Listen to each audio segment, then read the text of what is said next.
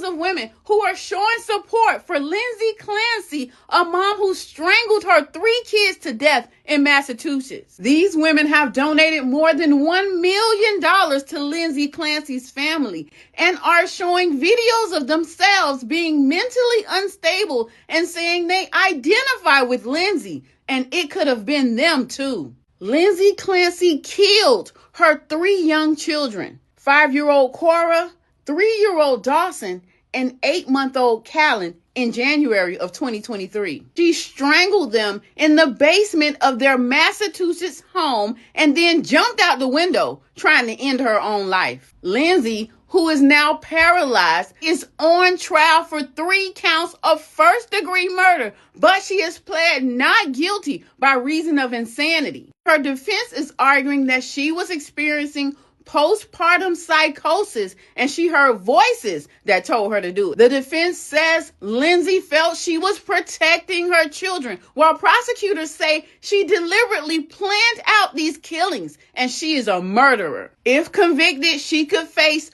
3 life sentences without the possibility of parole. If she is found not guilty by reason of insanity, then she would simply just walk out of court, but then she would be committed to a psychiatric facility. Women are showing up to Lindsay's trial wearing pink to support her because they say it's not about whether or not she killed her kids. They're saying she should have been taken seriously when she kept telling mental health professionals and her husband that she was mentally unstable. What do you think of this story? They gathered in their numbers, wearing pink, hundreds of them, standing in silence outside a Massachusetts courthouse before the doors had even opened. Some who'd driven through the night to get there before sunrise, some who'd flown in from other states, booked a single hotel room just to stand on a sidewalk for a few hours and fly home again. Strangers to her, all of them. Not one had ever exchanged a word with the woman they'd come to stand for.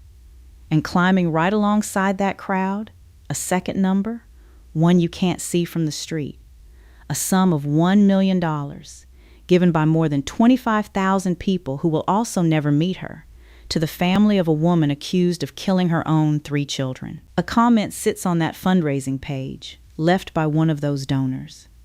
Just a name and a line underneath it. I've been there. Not to that point, but I've been there. Lindsay Clancy strangled Cora, Dawson, and baby Callan with resistance exercise bands in the basement of her own home on an ordinary Tuesday evening. She has never once denied it. And still, a movement built itself around her, in dollars and in bodies standing on a sidewalk, growing louder the longer her trial goes on. This episode isn't about whether she's guilty. That question belongs to a jury, and it hasn't been answered yet. This one's about the 25,000 strangers and the hundreds standing in pink, who they are, where the money is actually going, and what they say this all means. Welcome to Homicide Room. This is where we go past the headlines on cases like this one. Hit subscribe before we get into it, because you won't want to miss where this story goes. January 24th, 2023.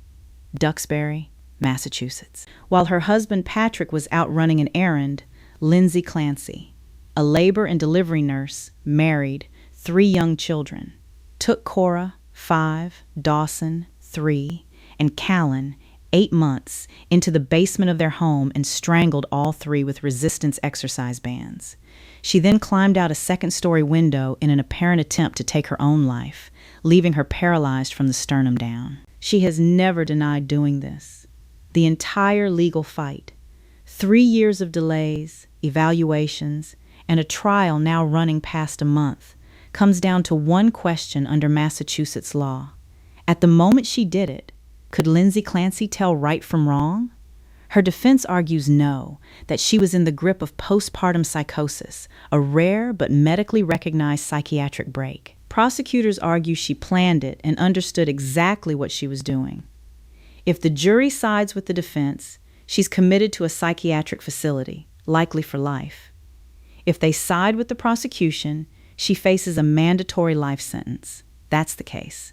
Now here's the part almost nobody expected. Subscribe. Because everything from here is new territory, even if you followed this trial closely. Here's the part that matters before we go anywhere else. The money isn't going to Lindsay Clancy.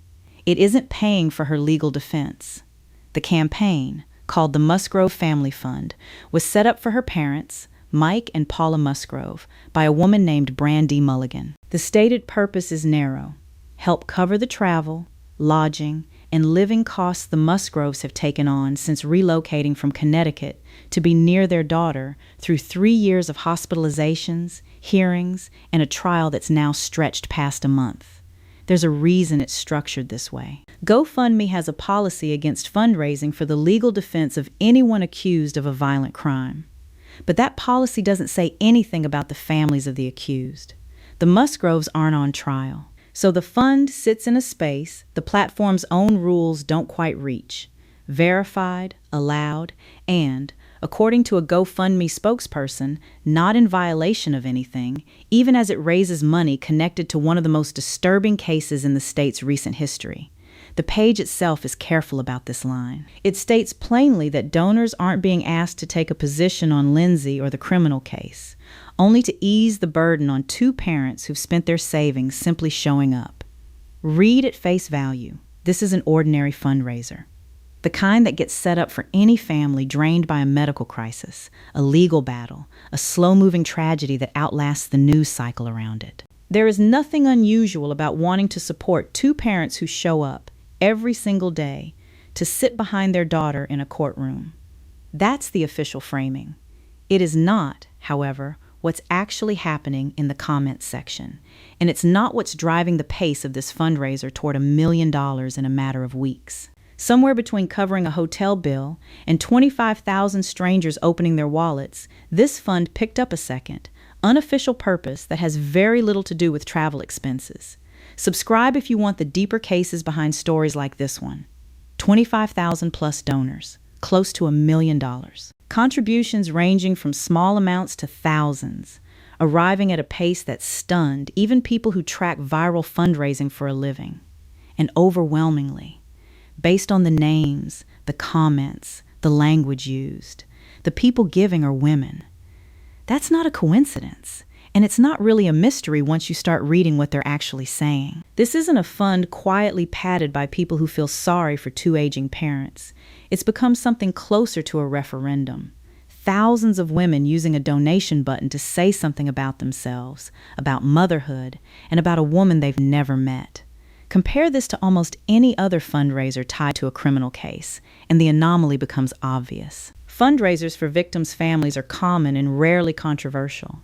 Fundraisers connected, even loosely, to someone accused of killing children are almost always small, quiet, and defensive in tone.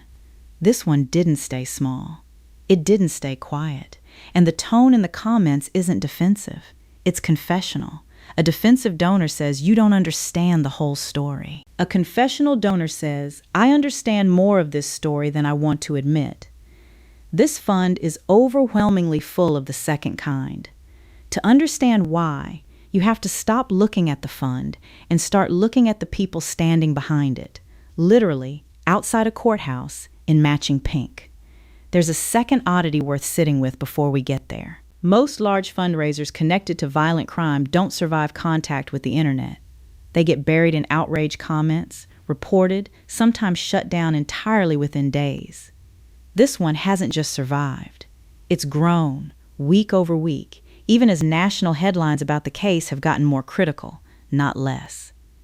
That alone tells you something. Whatever's driving this fund, it isn't a fleeting reaction to one sympathetic news cycle. It's something sturdier than that. It started small. In the first weeks of the trial, there were maybe a dozen women standing outside the Plymouth County Courthouse each morning. A few signs. A quiet, almost tentative presence, easy to miss if you weren't looking for it. By the 4th week of testimony, the same week Susan Clancy, Lindsay's former mother-in-law, took the stand, that dozen had grown into the crowd from the top of this episode. Nearly 300 people, most of them women, gathered before the doors opened, dressed in pink, some having traveled a long way just to stand there for a few hours and go home again. Their message deserves to be stated carefully because it's easy to misunderstand from the outside. These women were not arguing that Lindsay Clancy was innocent. Nobody disputed what happened in that basement. Not the defense, not the women in pink, not anyone paying attention to the case. Their message was something more specific and more uncomfortable. They were there to raise awareness about postpartum psychosis, a condition they believe is dangerously misunderstood, underscreened, and undertreated. One they believe the medical and support systems around Lindsay had failed to catch, despite what they saw as clear, repeated warning signs. One woman who spoke to reporters, a 52-year-old paralegal named April Vincent who'd driven up from Providence, put it plainly: women are being dismissed, neglected, and ignored when we speak up. We're scared because nobody takes us seriously. Renee Kimball, one of the rally's organizers, urged the crowd to trust that Lindsay's attorney has Lindsay's fight. Toward the end of that gathering, supporters formed a circle, said the Lord's Prayer together, and held up flags from different countries. A way of showing, they said, that the support for Lindsay had become global. The testimony that day is part of why the crowd swelled the way it did. Susan Clancy had described Lindsay, in front of the jury and a live-streamed audience, as a woman who had spent months before the killings begging for help. Not hiding what was happening, but reaching out, again and again, and not being caught in time. That single detail, begging for help, is the phrase that shows up most often in interviews with the women who came to stand outside that courthouse. It's the phrase that turned quiet sympathy into a visible, organized presence. Not everyone who watched the case agreed with them. Plenty of people, watching the same testimony, came away convinced this was calculated, not psychotic, that begging for help and planning a crime aren't mutually exclusive, and that public sympathy for Lindsay risks minimizing what happened to 3 children who never got a vote in any of this. We'll get to that side of the argument shortly. But first, it's worth spending real time on what these women say is actually driving them, because it goes far deeper than one rally and far deeper than one fund. Subscribe, because this is the real center of the story. One comment on that fundraising page reads, "I was a nurse too. I know what it looks like to fall apart quietly while everyone tells you how strong you are." Underneath it, no argument, no defense of what happened. Just dozens of replies, almost all from women, all saying some version of the same thing back to her. That comment isn't an outlier. It's the template. They don't defend what happened. Almost none of them say Cora, Dawson, and Callan didn't deserve to live. What they say, again and again, in different words, is some version of, "I know what that felt like." Not the ending, the feeling that got her there. Some describe their own experience with postpartum depression, the version that gets talked about, the exhaustion and the sadness. Others go further, describing something closer to psychosis, intrusive thoughts they've never told anyone about, moments where their own mind felt like it no longer belonged to them, moments they now look back on with something close to fear at how close they came to a version of themselves they didn't recognize. Some of these women have filmed themselves saying this out loud, sitting in their cars, in their kitchens, sometimes with an infant on their hip while they talk about a woman who killed her children. It's an image that on its surface looks disturbing, and even the commentators who are sympathetic to Lindsay admit that. But to the women making these videos, that image is the point. They're saying, this is how close it lives to ordinary. This is not a monster in a story. This is a woman doing the school run last year. There's a pattern to how these testimonies build, almost like a confession that gets a little more honest with each sentence. It usually starts with distance. I would never do what she did. Then it narrows. But I remember nights where I didn't recognize my own thoughts. Then it lands somewhere much closer than the speaker probably expected when they hit record. And if you had asked me, in the worst week of it, whether I trusted myself, I don't know what I would have said. That's the through line connecting a fundraiser, a courthouse rally, and thousands of separate comment sections that will never meet each other in person. Not agreement that what happened was acceptable. Agreement that the distance between a good mother and a mother in crisis is thinner than anyone wants to admit out loud, and that most of them only found out how thin it was after they were already standing on the wrong side of it, at 2 in the morning, alone. Subscribe. The diagnosis doing all the work in this movement is next. 1 in 1,000. That's roughly how many new mothers develop postpartum psychosis, according to the clinical research on the condition. It is not the same thing as postpartum depression. It is a full psychiatric break. Hallucinations, delusions, a complete disconnection from reality. Often arriving within the first few weeks after birth, often arriving without warning in women who showed no prior history of serious mental illness. It is also, by every clinical account, treatable and survivable, if it's caught.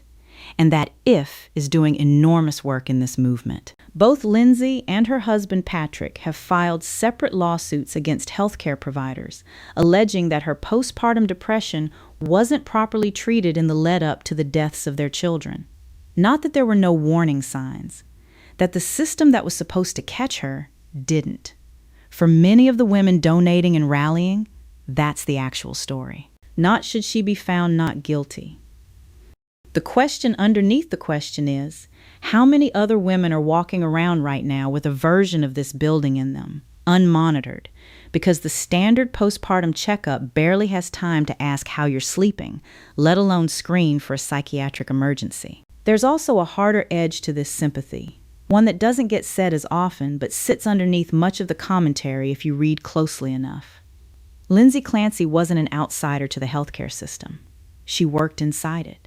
She was a labor and delivery nurse, someone trained to recognize danger signs in other people's postpartum recoveries. If a woman with that training, that access, that professional closeness to the exact machinery meant to catch this, could still fall through every gap in it, then the gaps aren't rare exceptions.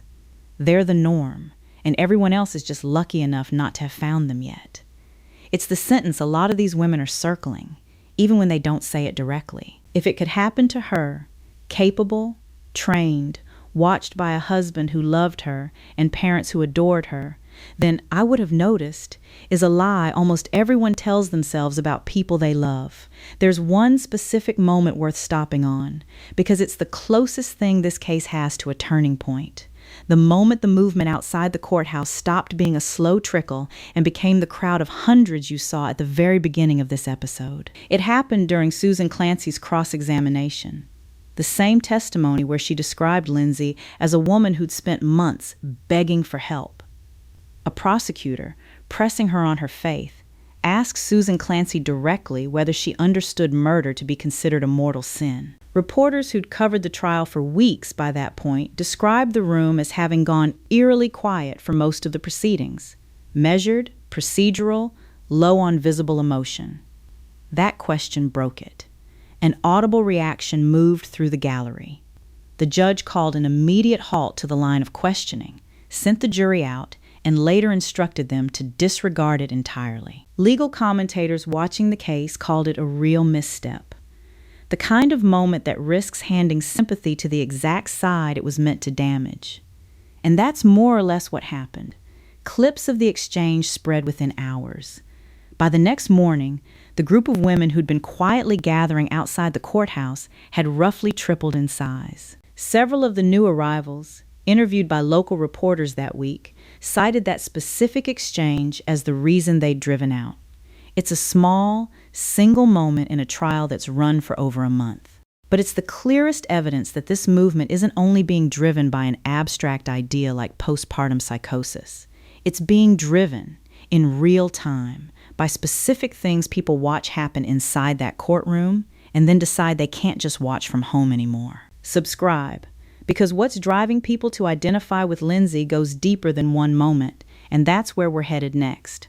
Before January 2023, Lindsay Clancy posted the way a lot of new mothers post.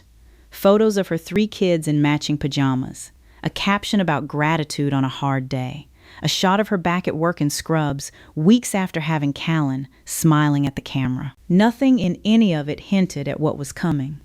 Friends and coworkers, interviewed after the fact, would use nearly identical language to describe her. Patient, present, devoted, the kind of mother other mothers looked at and felt, at minimum, a little inadequate next to. That gap, The version of Lindsay the world saw versus whatever was actually happening behind it is the thing that keeps coming up when you talk to the women following this case. This is precisely why the movement around her has grown the way it has. If the perfect mother can end up here, the logic goes, then the entire idea of a visible warning sign, the idea that you'd be able to tell that someone this bad off would look bad off, collapses.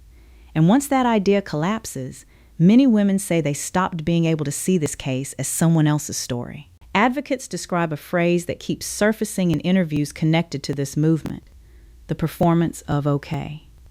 New motherhood, particularly now, comes with an almost unspoken requirement to perform wellness even while drowning. Because admitting you're not fine risks judgment, risks someone questioning your fitness as a mother at all. Lindsay Clancy, by every account, gave that performance flawlessly, which is exactly the detail a lot of women following this case say haunts them the most. Not that she snapped, that nobody around her, not her husband, not her parents, not her own professional training, saw it coming, because she was better at the performance than almost anyone. Subscribe, because the pushback to all of this has been just as loud, and it's next. Not everyone following this case sees the women in pink as a movement worth admiring. Some critics have made that case in print, arguing directly that sympathy for Lindsay Clancy has curdled into something closer to hero worship, and that a lot of the women defending her are doing so from a place of ideology about motherhood, not compassion for a specific woman's specific illness. Some commentators have argued that the women defending, or in some cases lionizing, Lindsay Clancy are downstream of a broader cultural moment around motherhood and have specifically criticized women posting sympathetic content while holding their own children, accusing them of confusing identification with excuse-making. Their argument, stripped down: postpartum psychosis, even in its most severe form, is a mitigating factor for a courtroom to weigh, not a reason for the public to treat an accused child killer as a folk hero, and not a reason to turn her parents' fundraiser into a referendum on motherhood. Legal observers have raised a separate, more procedural concern that a public movement this large and this visible, playing out just outside a courthouse during an active trial, risks shaping the very jury pool it's not supposed to influence. Some worried the size and visibility of the crowds, and the fundraiser risked turning postpartum psychosis awareness into a pressure campaign aimed at people who are supposed to be shielded from exactly that kind of outside influence. Others pushed back just as forcefully, arguing that a public conversation about maternal mental health has value regardless of how any individual case turns out, and that the alternative, silence, is precisely what let cases like this one go unnoticed for as long as they have. There is no resolving this split cleanly, and we're not going to pretend there is. Both sides are populated by women speaking from real experience. Some who've survived their own dark postpartum periods and came out extending Lindsay grace because of it, and others who've survived the same thing and came out refusing to extend her any, precisely because they know how close they came and still didn't do what she did. Both are drawing from the same well of lived experience and arriving at opposite conclusions. There's also a version of the criticism that has nothing to do with postpartum psychosis at all, and everything to do with the optics of a movement this size. Some observers, regardless of where they land on Lindsay's mental state, have simply pointed out that treating an accused triple child murderer as a sympathetic cause, however carefully framed around awareness rather than innocence, was always going to read as difficult to a large portion of the public. To this group, the issue isn't the underlying medical argument. It's the scale and visibility of it, playing out in real time, while the children's own father sits in that same courtroom testifying about finding their bodies. What's true is that this movement has become a mirror sharp enough that almost nobody looking into it sees only the crime. Strip away the argument over sympathy, and there's a piece of this story that both sides of the movement actually agree on. The system failed to catch this before it happened. Postpartum mental health screening in the United States is inconsistent at best. Follow-up after birth is often a single appointment, frequently rushed, frequently unequipped to catch something as fast-moving and severe as psychosis. Advocates on both sides of the Clancy debate, the sympathetic and the critical, have pointed to this same gap. Whatever the jury eventually decides about Lindsay's criminal responsibility, the lawsuits her own family has filed against her former healthcare providers point at a genuine structural hole in how this country checks on new mothers after the cameras and the visitors are gone. This is the part of the story that doesn't require you to pick a side. It just requires you to notice that a system built to catch this kind of collapse very nearly didn't notice it was happening in a woman whose entire career was built on noticing exactly that in other people's children. Advocates working in this space describe the same recurring gaps, case after case. A standard postpartum visit that's often the only formal mental health check-in a new mother gets, frequently focused on physical recovery rather than her state of mind. Screening tools that exist but aren't consistently used. A cultural assumption, even among some providers, that a baseline of exhaustion and sadness is simply expected after childbirth, which makes it harder to distinguish this will pass from this is the early stage of a psychiatric emergency. Underneath all of it, a healthcare system that, by many accounts, still treats a mother's mental state as secondary to her baby's physical health in the weeks after delivery. None of that erases what happened to Cora, Dawson, and Callan. Nobody serious is arguing that it does. But it's the piece of this story that survives the verdict, whatever the verdict turns out to be. Because the gap in the system doesn't close itself just because one trial ends, and neither the fund nor the rally is going anywhere once it does. As of now, there is no verdict. Testimony continues. But outside, the women in pink are still showing up. Rain or shine. Whether or not the cameras are still rolling by the time a verdict actually comes down. And the fund is still climbing toward its $2 million goal, one donor comment at a time. Whatever this jury decides, a life sentence in prison or commitment to a secure psychiatric facility for what could be the rest of her life, it will not undo what happened inside that basement on January 24th, 2023. Nothing could. Cora, Dawson, and Callan are gone, and no verdict, no diagnosis, no explanation changes that fact. But this movement leaves behind a question that's much harder to resolve than guilt or innocence. And it's the same question those women in pink came to ask, over and over, without ever needing to raise their voices to be heard. How many warning signs does a mother have to give? How many times does she have to beg for help before somebody finally listens? The uncomfortable truth this case keeps forcing into the open is that identification and accountability aren't always opposites. A person can be a victim of a system that failed her and still be responsible for what she did inside that failure.